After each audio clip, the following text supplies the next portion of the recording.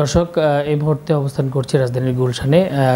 বিএনপির আসন্ন ৪৭তম প্রতিষ্ঠাবার্ষিকী উপলক্ষে বিএনপির যে সকল নেতাকর্মীরা সক্রিয় রয়েছে তাদের ভাবনা এবং তাদের আগামী অনুষ্ঠানের প্রতিশ্রুতি নিয়ে এই পর্যায়ে কথা বলবো।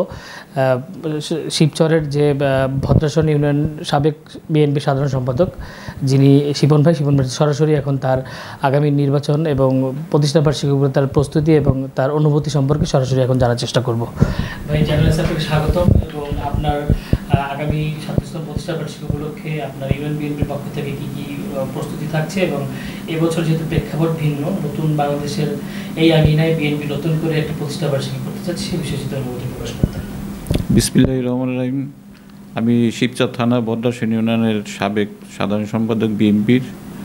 আমাদের ৪৭তম প্রতিষ্ঠাবার্ষিকী উপলক্ষে আমরা তারেক জিয়ার নির্দেশে উনি যেই নির্দেশনা দিবে সেই অনুযায়ী আমরা প্রতিষ্ঠাবার্ষিকী পালন করব এবং শিবচরবাসীকে আমরা ধন্যবাদ জানাবো। আগামী নির্বাচন যাতে শীঘ্রই এবং সময় মতো ফেব্রুয়ারিতে হয়ে যায় সেটাই আমাদের প্রত্যাশা।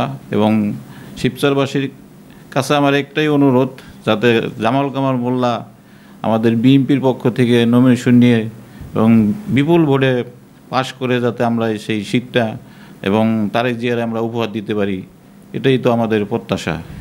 আগামী নির্বাচনে আপনার ইউনিয়ন থেকে এবার বিএনপির জন্য কি কি প্রতিশ্রুতি থাকছে এবং নেতাকর্মীদের উজ্জীবিত করার জন্য কিভাবে কাজ করে যাচ্ছেন? আমরা বিগত দিনে তো কোনো পদক্ষেপ নিতে পারিনি ভদ্রাসন ইউনিয়ন থেকে। আমরা চাই এখন যেহেতু একটা আমাদের নির্বাচনী একটা ইমেজ আসতেছে, সেই অনুযায়ী আমাদের ভদ্রাসন ইউনিয়নের সমস্ত বাসীকে জানাবো যাতে আমরা ঐক্যভাবে থেকে যাতে আমাদের ভদ্রাসন ইউনিয়নের প্রতিটি মানুষকে ঐক্যবদ্ধ নিয়ে এবং যাতে আমরা শিবচরকে ভদ্রাসন ইউনিয়নের সমস্ত ভোট যাতে আমরা বেশি দিতে পারি, এটাই আমাদের প্রত্যাশা বিএনপিকে। এবং জামাল কামাল মোল্লাকে আমরা শিবচরবাসী সবাই চাচ্ছি উনি যাতে আমাদের এমপি হোক। বিএনপির প্রতিষ্ঠাবার্ষিকী উপলক্ষে কী বার্তা থাকছে? বিএনপির প্রতিষ্ঠাবার্ষিকী উপলক্ষে আমরা তারেক জিয়ার নির্দেশনা যেই অনুযায়ী আছে সেই অনুযায়ী আমরা এখানে একটা প্রোগ্রাম করব যাতে সবাইকে মিলেমিশে আমরা একটা উদযাপন অনুষ্ঠান করতে পারি, সেটাই আমাদের প্রত্যাশা।